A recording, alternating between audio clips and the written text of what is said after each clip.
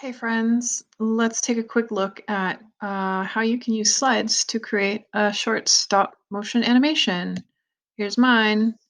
So when you present a slideshow, you can actually take and uh, hit play, and then it will play through your different slides. Now, if you do something very simple like this, here's me walking along, being happy. And oh, what's that big COVID-19 virus? Hide away. It takes over the world. I'm gonna go hide. And here I am painting. A nice place to relax. Stay inside, make art. Okay, so that was short, and you can make the animation as long or as short as you want. So just quickly, I'll show you how I did this using slides. So I started off first with my object here, and it's a Bitmoji of me walking.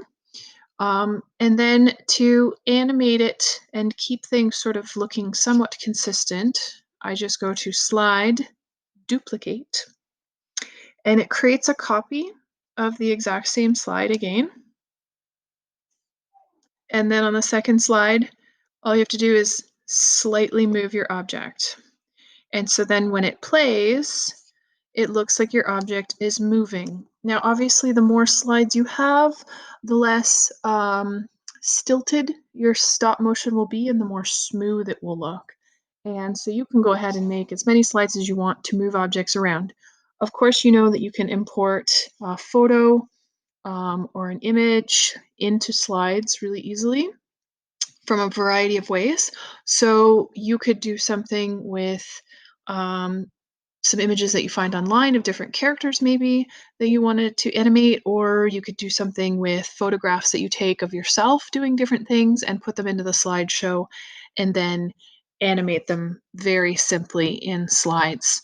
I just wanted to show you as well, if you don't want to use photos or don't want to import photos, for my little virus symbol here, I just actually used one of the built-in shapes here. This one, what is it called? I think it's called Explosion. Yeah, Explosion. Explosion number one. And so it was easy enough to create that. Yoop. And then just change the fill color on it over here with the little paint bucket. Boop. And I made it boop. COVID green. Is that going to be the Pantone color of 2021? Probably not.